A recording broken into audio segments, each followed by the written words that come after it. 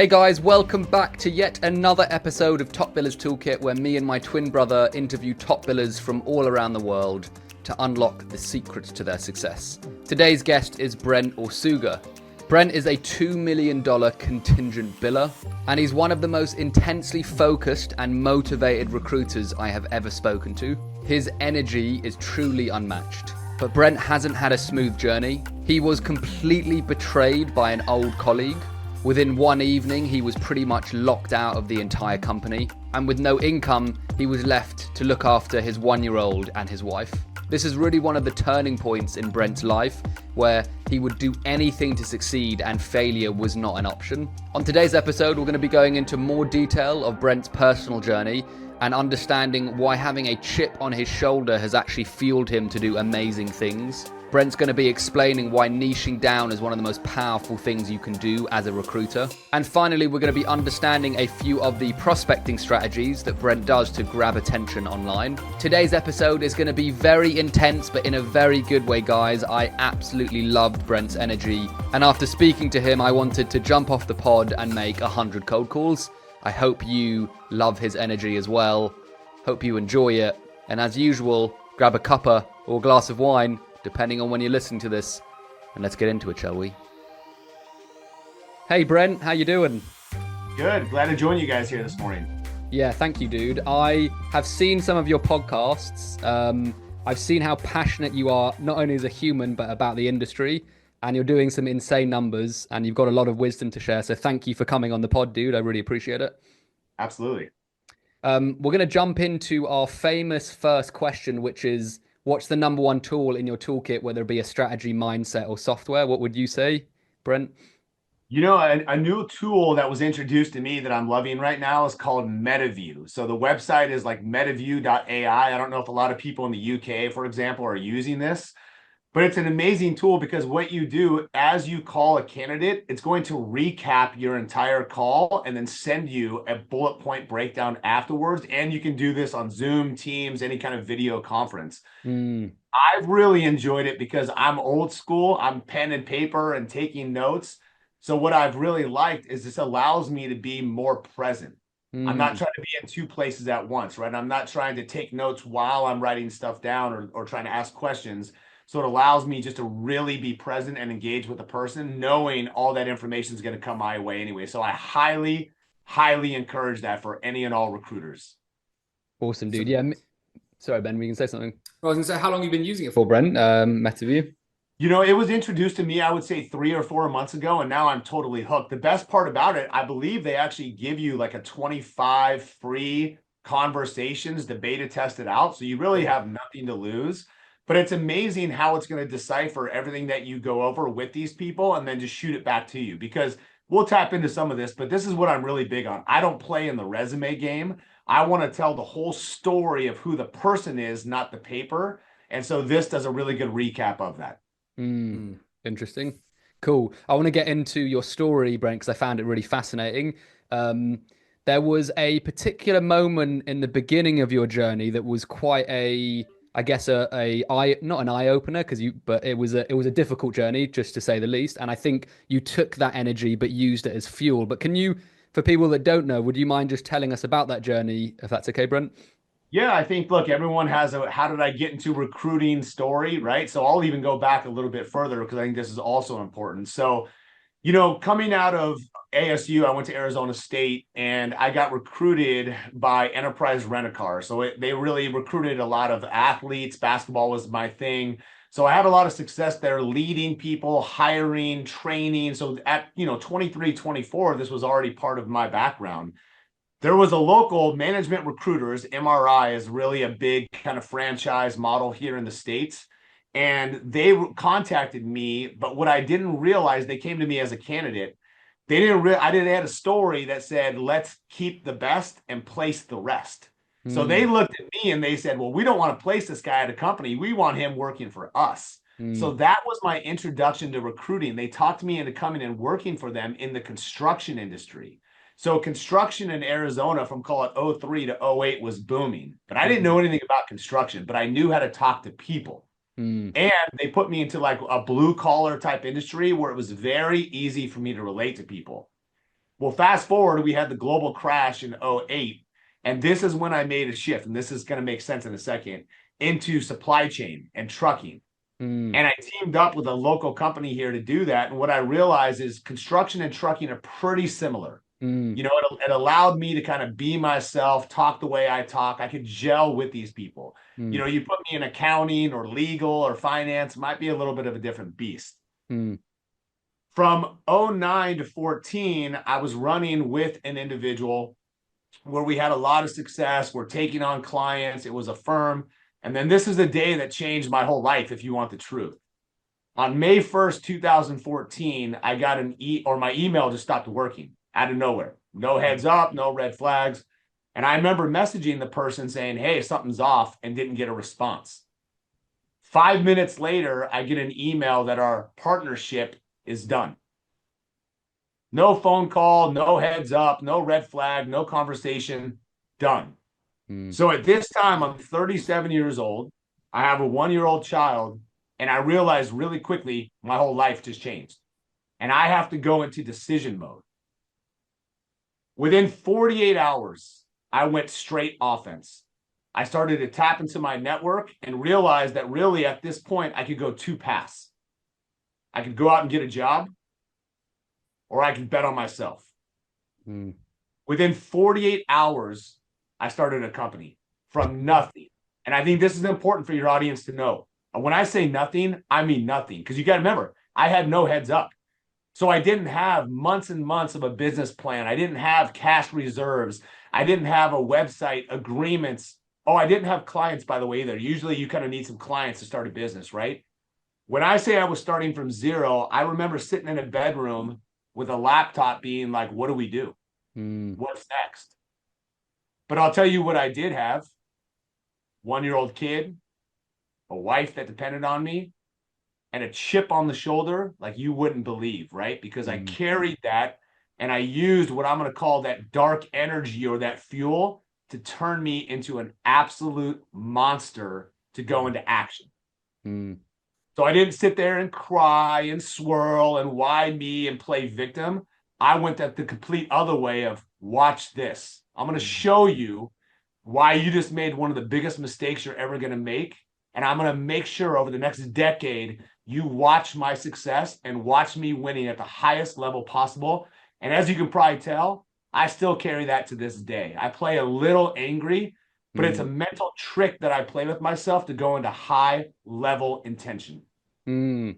It's really That's interesting. how we started. Love that. Your energy reminds me so much of David Goggins, Brent. I don't know if you've heard of. I'm sure everyone has, but he plays with like an angry energy, and it fuels him, and he Yeah. has this like dark side to him, which is part of his success. And you just remind Yeah. me of him quite a lot. Well, we can tap into that because I think there's something there for people. I think a lot of people have to be able to channel that properly. But you know, I get told this is a common response I give. I get told a lot I'm very intense. Mm, My response to that is I'm not intense, I'm intentional. I mm, know exactly what I want. I know exactly what I'm going after. And there's nothing that's going to stop me because I always ask myself two questions. This is how I live life. Why not me? If not now, when? mm, So my belief system that things are going to go my way are at a very high level. I always come from a place of expecting to win. And I built that confidence with myself because I know how much work I've done behind the scenes, or I know how much work I do in the dark when other people are not there. mm. Yeah. Can you, Ben? Do you have a question, by the way? I think I No, I'm interrupted you. listening. Go ahead. Oh, no, I just wanted to, because I think this scenario, Bren, is a lot of people can relate to it in the sense that, well, I say a lot of people. I'm just curious. You had nothing, you had no Yep. clients. What did you do to start getting clients? What was your most successful method to start getting your first clients after all that shit went down? Excuse my French. This is 2014, right? So it's a different game. The LinkedIn Mm, brand was not what it was. I didn't have a website. Like I had to go into massive action very quick. At that time, what I was doing is literally just looking for anybody in my industry of supply chain because I knew it that was hiring. So I had mm, to go on Indeed. I had to scour LinkedIn and say, hey, who's hiring for these positions? Then I had to figure out how to reverse engineer that and be like, well, who's the sales manager? Who's in charge of the hiring? And then go out to them. And very quickly, I had to develop a story of why they should engage with me. See, one of my biggest skills with business development is I've always made it very hard for somebody to tell me no. I'm a better friend than a foe. You want me on your side because if you tell me no and I'm going after your people, I can assure you you do not want that. Mm-hmm. You want me in your back pocket, right? So I just made that very clear. And I've always had extreme confidence because the confidence comes from the work ethic. And I would tell these people, I said, look, this is contingent. You have nothing to lose. You have nothing. And there is nobody, and I mean nobody right now that's going to work on your stuff more than me. All I want is an opportunity to perform and allow me the chance to do that. The results will speak for themselves. If you give me another chance, that will become because I've won the first time, and then it just compounded. Interesting.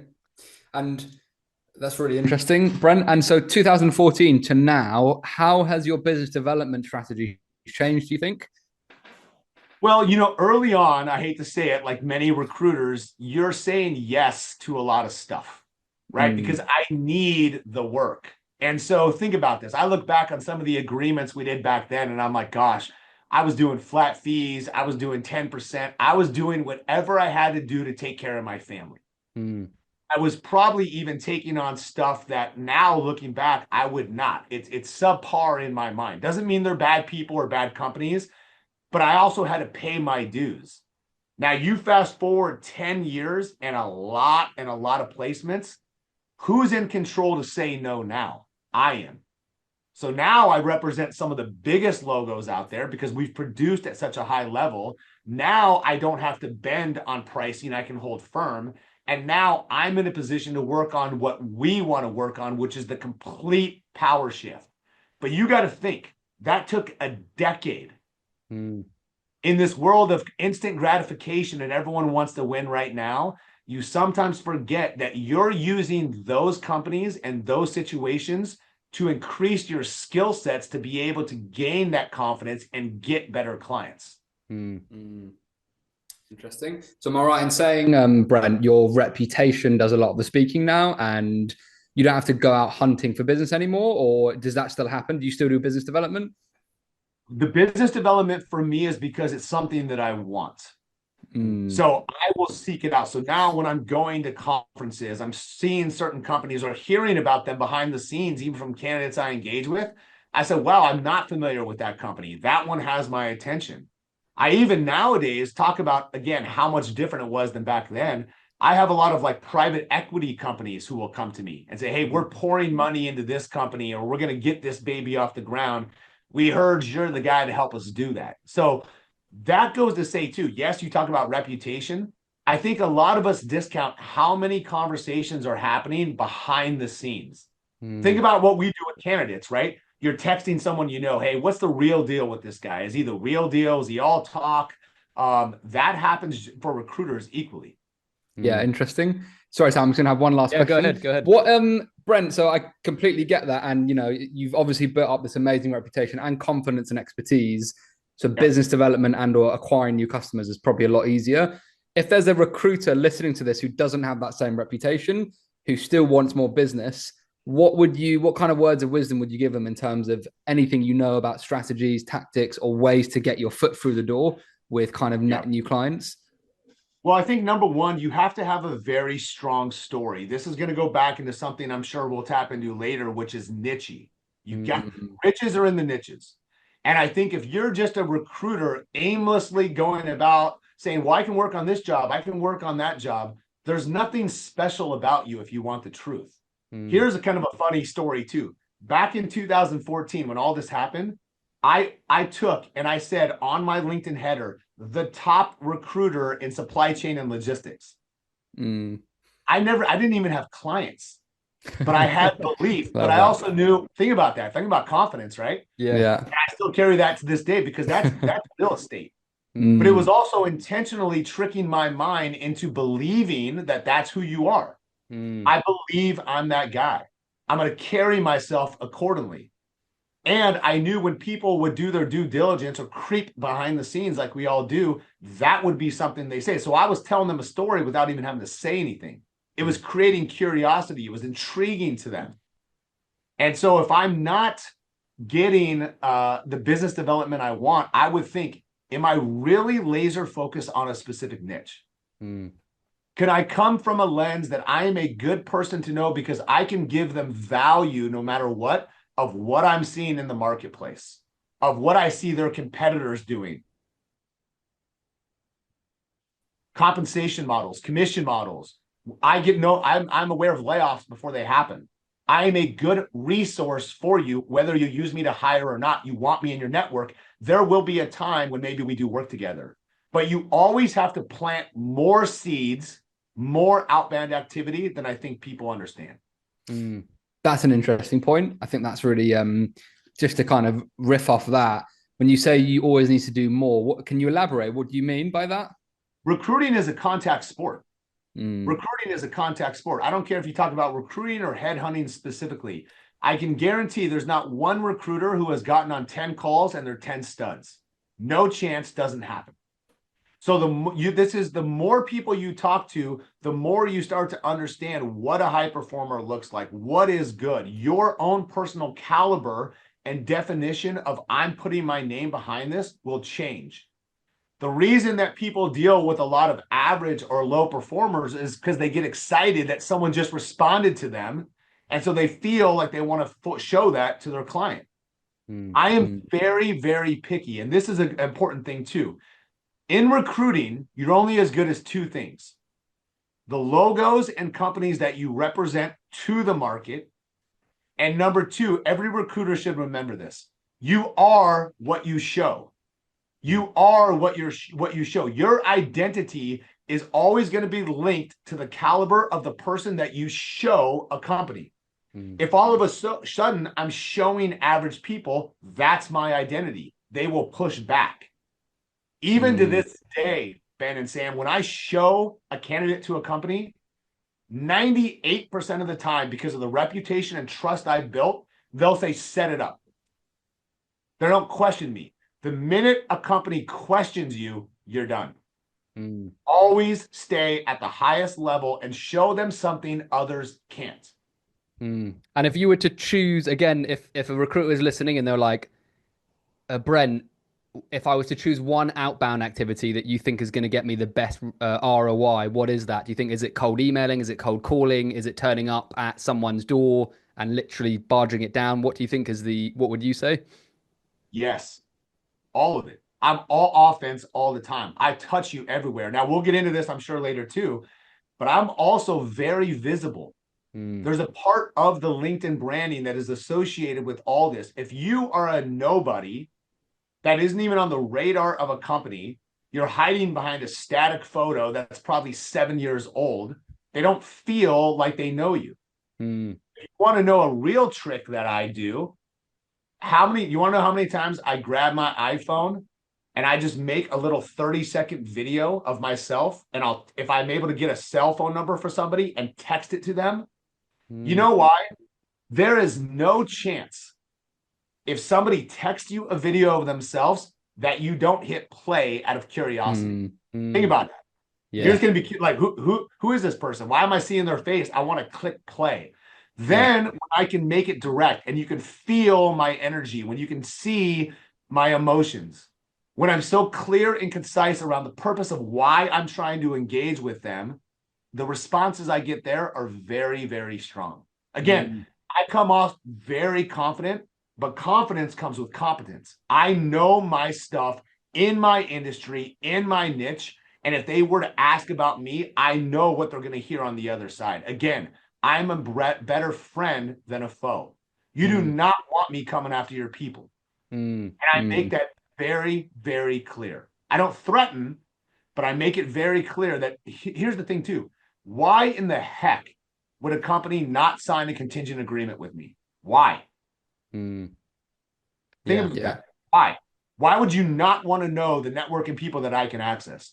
Why would you not want to know that I came across somebody and I thought of you guys? I'm a really dangerous person to have in your back pocket. Mm. I just want to go into that video in a bit more detail, Brent, because I think me and Ben are big believers in video and audio notes. I think the fact that you're doing that is awesome. Um, who are you sending those? Because those videos must take a bit of time, so you can't send them to everyone, can you? And so, A bit of time, it's one take in 30 seconds. You can't go too deep in that stuff. But the reason I do that is I want to put a face to a name. I Mm, want them to really understand my tonality, my energy, my facial structures, mm, how I carry myself, how I present, all these little things. Think about that. A website can't do that. An AI agent can't do that. mm. It's very, very authentic, man. So don't Yeah. overthink. A lot of people overthink time when it comes to content. Mm, 99% of my stuff is one take on an iPhone for 2 minutes. mm. And would you send that to net new clients that you want to introduce Yeah, yourself to, Brent? sure. Cool. Yeah, net new clients. I'll send it to candidates. I prep people if I'm Nice. negotiating with deals and I need them to see me. Because think about it. If I'm negotiating a deal and I just text somebody, hey, I know we're 5 grand off. I think this and that. It's not the same as if they can feel my energy or my passion. You have to remember, recruiting and sales is nothing more than an exchange of energy. Mm, It's an exchange of belief. You don't have to believe in it as much as I believe in it. And all you have to do is believe that I know what I'm talking about. mm. And I can transfer that to people. How can I do that via email? How can I do that over text? They have to feel you. And this is sales 101 and something people discount. We're living in a world where people want to hide behind bots, they want shortcuts. I will eat people alive because I'm able to connect with people and I've always been able to do that. People are Love going that. to feel something and have an experience with you every time they engage with you. What is that experience? That's how you get remembered. Yeah. Awesome. And have you found it might be completely different for every message, Bren, but have you found in that 30 seconds, because you don't have long, do you? Yeah. It's quite a short amount of space to say stuff. So what are you saying to capture their attention? Let's say for like a net new client, like what would you say? Yeah. I would just say, hey, Ben, very niche. You've been playing in this space for 16 years. You guys are a company that has come on my radar. To be transparent, here's a little trick. I've actually had candidates I've spoken with ask me if I partner with your company because they want to be there. So when I've Mm, heard that from 5 or 7 people, I feel the duty to engage with you guys and find out what you're doing over there. Let me know when we can jump on a call. If nothing else, I can let you know what I am seeing and hearing in the market and hopefully give value to you from a competitive lens. See, great. That's the awesome. more you Masterclass. give, the more you give, the more you're going to get. If nothing else, I'm going to leave them with the law of impression. I'm going to leave them better than I found them. It's Love awesome. that. Really great Great, little great nugget script. there. Yeah, great videos. I love that. I would love to get into LinkedIn now, Brent, because you are one of the there's still not many recruiters using LinkedIn content effectively. And I've Yep. gone onto yours and you're doing videos, you're doing a variety of different content and it feels very strategic as well, like most of your stuff. But can you tell us when did you start using LinkedIn, why LinkedIn, and what are you doing at the moment with LinkedIn? Well, look, there is a billion users on LinkedIn. Only 30,000 accounts have over 30,000 followers. Mm, I think I'm almost at 55,000. wow, If you impressive. study LinkedIn, let's call it what it is. When people look at LinkedIn, they think of business. That's what that is for. Instagram, Facebook, TikTok, all these social media platforms are different. I take LinkedIn very serious because that's where the dollars are. So Mm, the things that I'm going to post and put out there are very intentional, mm, right? You may see a different side of me on Instagram. You may see a different side of me at Facebook. It's all going to be consistent, but I don't mess around when it comes to business. LinkedIn is a great platform to build a community and eyeballs. Do you ever wonder, guys, why the same faces come up all the time on your feed? Do you not think that they are desiring more people to put out content? Because the reality is you only fall into two categories. You consume or you create. Think how many people watch everyone. mm, Guess who gets watched? Somebody like myself. Attention and eyeballs are their new currency. You have to be seen and known. Mm. Yeah, love it. You know what? And yeah, I think a lot of people you've vocalized that perfectly, and I think a lot of recruiters know that, but they still don't do it. So maybe if we can describe the results you've had, Brent, you might convince them. What difference has it made to your business or to your BD or to your conversations? Well, here's the magic hack that I have figured out. People do business with people they like and they trust. So you have to become a magnet or show them a day in the life, how you operate, who you are, to like you, to trust you. So think about from a content standpoint, I'll even give my own examples. What do I put out there? You don't ever see me talk about, hey, I'm hiring in Chicago for $150,000 VP in sales. Down in Dallas, Texas, I need 17 sales reps for these positions. I don't play that game. I attract things into me, business and candidates, by showing them that I live the 4 a.m. lifestyle, that I'm a girl dad with 2 daughters. I'm a regular dude. I share podcasts and books that I'm listening to. I'm always giving value.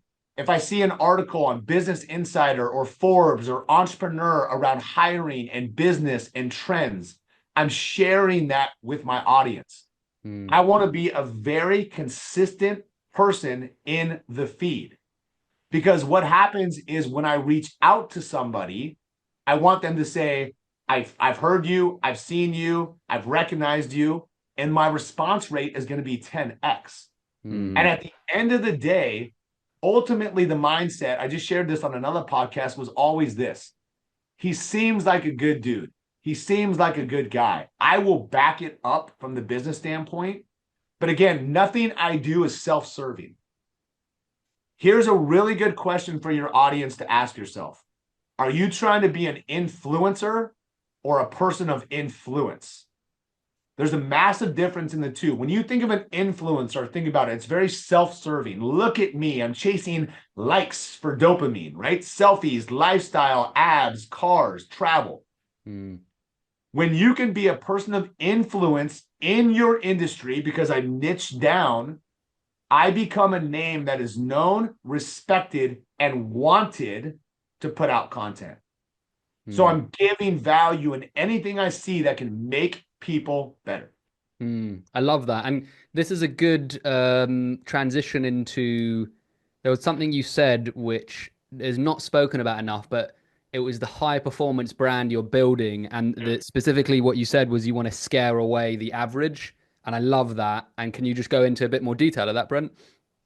I think a lot of people, you got to understand, there's a formula in recruiting and hiring.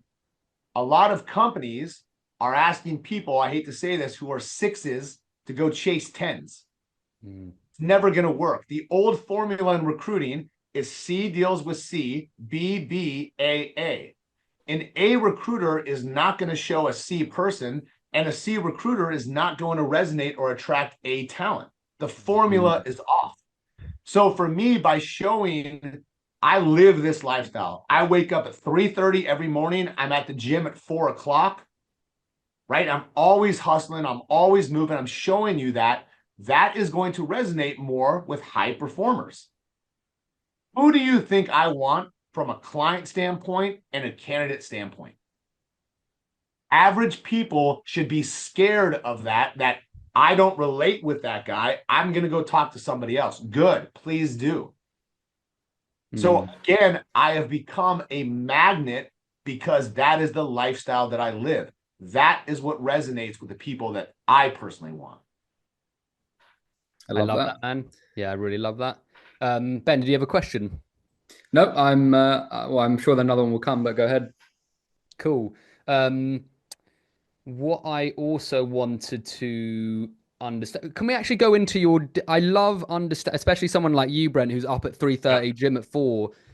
This is a very popular question I ask, but I'm curious, what is your day plan? Like, can I understand what you are doing from sunrise to sunset? I want to understand how you fill your day up.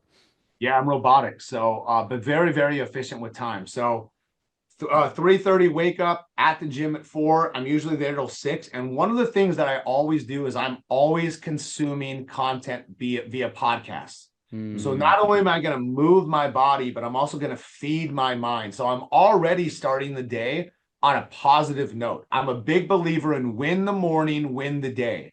So by the time I'm driving home, I'm 1-0. I've already won the morning. From 6 to 7, I have to go play dad, right? Just like most people, you got small kids, so you got to help them get ready, get their lunches, get them out the door. I go and drop my 6th grader off at 7:15 to call it 7:30. Then I'm in my office by 7:45. One of the things that I do the minute I get in is I say I play offense, not defense. I'm going to control what I want to push out. A lot of people play defense in the sense that they're going to respond to emails. They're trying to put out fires. They're very reactive. I'm proactive.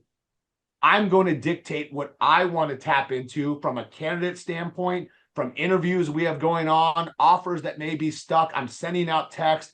I'm pushing out all my stuff, and I'm letting people respond to me. I'm in control. Then once I do that, I then look at my calendar and I try to have it filled as much as possible. Guys, I'm only doing 2 things. I'm talking to companies. I'm talking to candidates. Everything else is noise and a distraction. It's exactly what Mike said. Another 2 million plus biller. Like literally said, he simplifies it to 2 things, which is BD and speaking to candidates. I love that.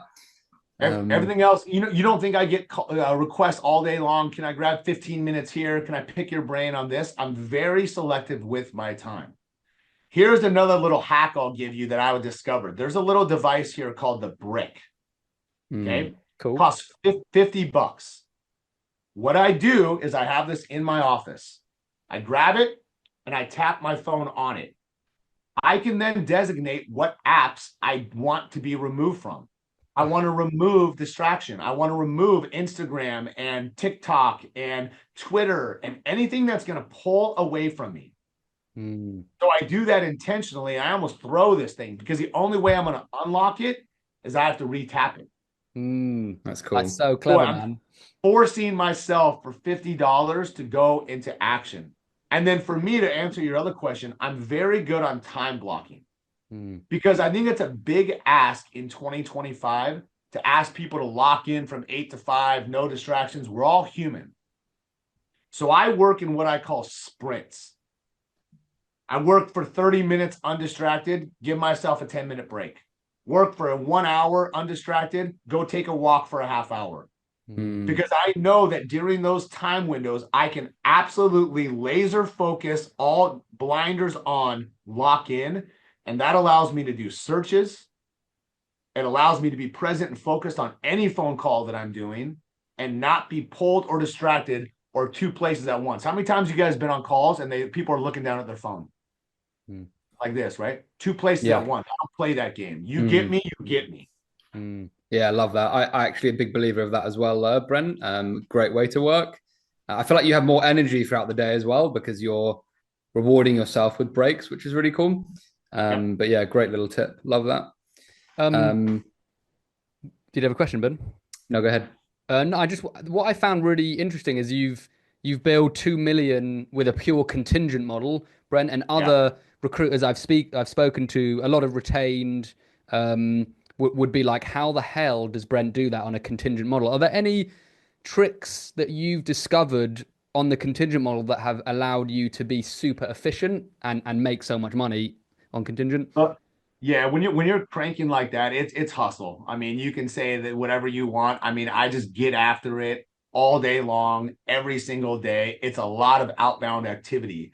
One of the other things that's going to lead to that, though, is when you get better clients, you have higher fees, you can do less. I mean, to me, everything is purely a math equation. I mean, if you think about it, let's just say that I really study the average fee. I think recruiters should really study that number.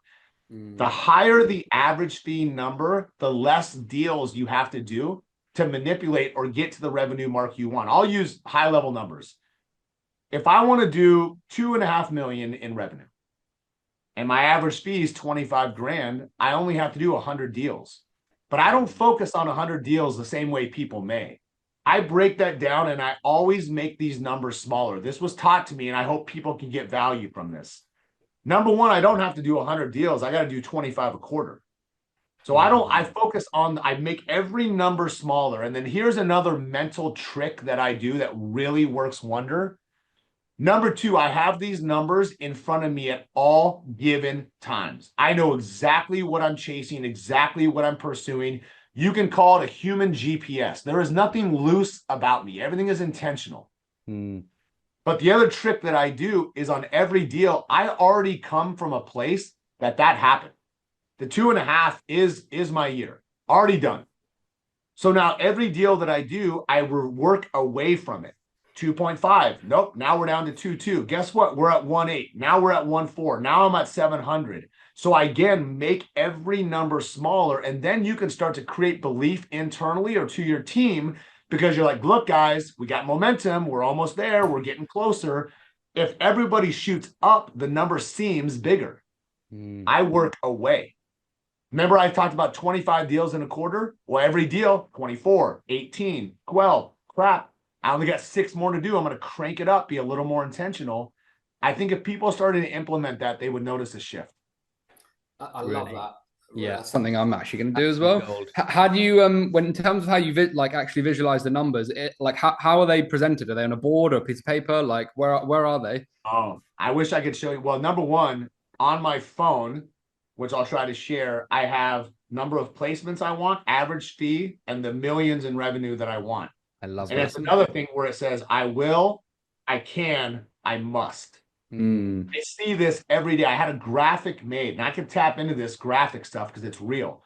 On my TV, I have the same thing.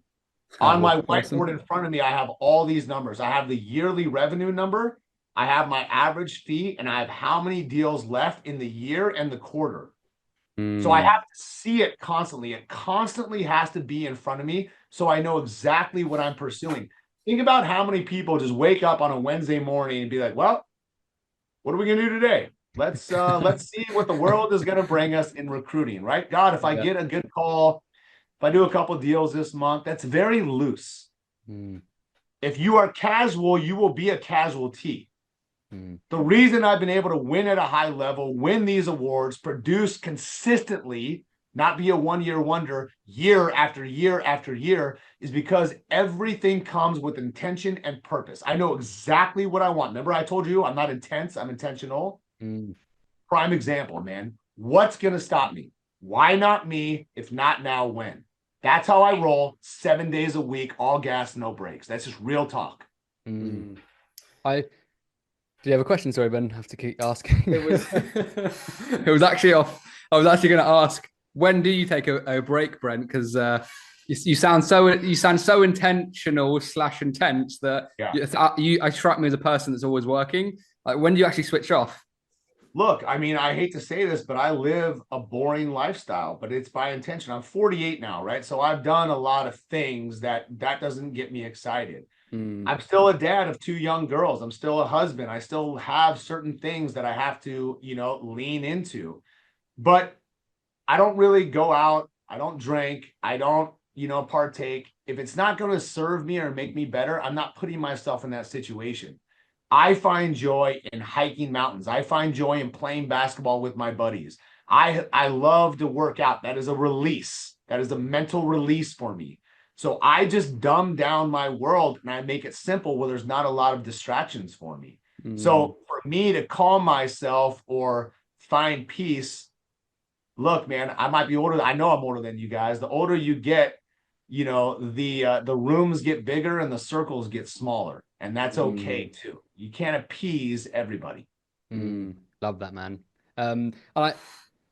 I really, and I don't usually ask this question, but it's when I'm really fascinated. Like, what motivates you, Brent? Because and I know there's past experiences play a part of that, but like, what keeps you going to this level every single day? Have you got a vision in mind of where you want to get to? Is it just you enjoy the game so much? Like, what is keeping you going? I'm a sports guy. This is my new sport. Business is the most competitive sport there is. And I really, really like to win. And so for me, what motivates me every day? Well, here's the thing too. If you want the real talk, when you're in contingent, I start every month at 0. No one cares what I did last month, last year, 6 years ago. No one cares. That's in the rear view mirror. So I always have to have my foot on the gas. I always have to produce at a high level. I got 2 girls. I had a father that passed in 16. I have a mother that I help. I have what they call reasons to win. So I don't have the luxury to get burnt out. I don't have the luxury to have a lot of emotion. I am the one person in my family that a lot of people depend on. When you have that pressure, you're either going to embrace it or fold in it. I want it all on my shoulders. I'm that dude. I'm that guy. Put as much heat on me as you can because I've built an armor around me physically and mentally to be able to withstand that. This is also how I'm able to go through down cycles. Think how many recruiters react to the market. When it's really good, they're riding high. When they get crushed, they can't navigate it. They have no mental toughness. They have no endurance. And what happens? It got hard and they run away. When they run away, they don't come back. Entrepreneurship is nothing more than an endurance game. You have to outlast people. That's all this is. If you put 100 people that started 10 years ago in a room, how many do you think would still be there? You think it's still 100? I can assure you it's not. Yeah. That motivates me to just stay at the top of my game and just get better year after year after year. I'm obsessed with becoming the best version of myself. I love that, dude. And I feel that every time I speak to you. Last question from me, unless there's anything we haven't mentioned, Brent, that you want to speak about. But and I got this from another podcast actually. You have generated raving fans from your clients. Again, very strategic and arguably, you know, if you can keep accounts for longer, then you don't have to do more BD. But is there anything you are doing specifically that moves the needle forward the most, apart from doing an amazing job? Is there anything else that you're doing behind the scenes that you think is helping keep clients as raving fans? Yeah, I play the long game. I'm not transactionally mindset, right? So I always am constantly checking in with the companies, checking in with the candidates. How are you doing? Because you got to understand, with what we do in recruiting, we have a pretty big impact in somebody's life, more than people think. This is why I love and respect this industry so much. There are 3 major decisions in somebody's life. 3. Where they live, who they're in a relationship with, and where they work. We get to impact one of those. How can you take that lightly? How can you try to put somebody in a situation for your own gain, for a commission check? When you have to understand, in recruiting, we win last. The company has to win and get something they want and couldn't get on their own without my golden touch. The candidate has to be put into a better situation. If I do those 2 things at the highest level, I'm going to win myself. I always put others first before my own needs, because if I put myself ahead of any of those, the whole triangle breaks. Stop being transactionally focused. Stop selling, start helping. And we've all heard the quote, the more people you help get what they want, the more you'll get what you want in return. Become really good at what you do, niche down, become the dominant player, and give companies something they cannot get on their own. If you are a recruiter and you're taking a job description, removing the company name and just blasting that out there, what value are you to those people? They are trying to pay you a premium to get something their internal team can't do or that they don't feel they can get on their own. If you continue to give them something that they can't, you don't think they're going to come back for more? This is how you get fans. This is how you get referrals. This is how you get testimonials.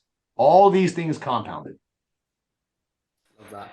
Love You've it, had dude. an absolute ton of value today, Brent. And you've given some real golden nuggets. So thank you so much. I just got one last question, which is there anything that we haven't spoken about that will give other recruiters listening the best chance of success?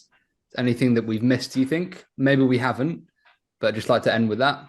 You know, I really want to stay on the niche thing because I think that's important. I think that ultimately what you want in your recruiting career, I know a lot of agency owners listen to this. You want people to immediately associate your name with an industry and a sector. So like when people say supply chain, I want Brent to be the first name that comes up. If somebody says, I need an accounting firm in London, who are they thinking of? They're thinking of somebody. They're thinking of somebody. If they say, I need a construction recruiter in Houston, they're thinking of somebody. Why not you? So the way that you do that is through content plus results.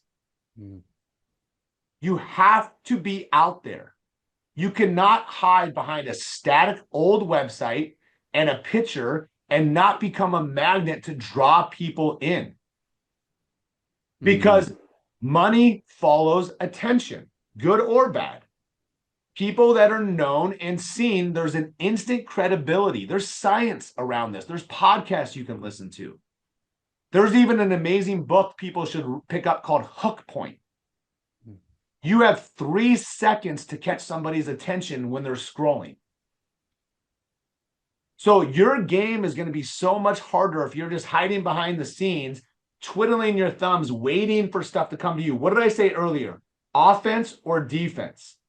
I'm all offense. I'm touching companies. I'm touching candidates. I'm putting out content. I'm texting video behind the scenes. Think about all these little things that are the separators. There's not 10 things, but all these little things add up that your competitor or someone like me may be doing. Would you guys want to compete with me every single day, especially when I'm locked in? Here's the other beautiful part. If I continue to elevate my skills in my game, would you guys not get better also, trying to keep up? Do you not think that we can elevate everybody by playing this game at a much higher level? The whole industry would get a lot better respect. Everybody could increase their prices. When there's a race to the bottom and you have people playing this game that shouldn't be in it, it ruins it for everybody. The cream will always rise to the top. Stay there and play there and become the person that other people want to become. You will elevate everybody around you. Love it. Thank you, Brent. Your energy is unmatched. Every time I speak to you, I feel like I just want to become a better person and then go off and do 100 cold calls in a positive way. So thank you so much for your energy, your time, and your wisdom today, dude. I really, really appreciate it. I appreciate you guys having me on, and I hope some new audience gets a glimpse into how to do things at a high level, because I'm all here for it. Hey guys, thanks for tuning in to this episode. If you enjoyed it, please don't forget to subscribe on YouTube and Spotify. Tune in for another episode next week, and we look forward to seeing you again very soon. Peace and love.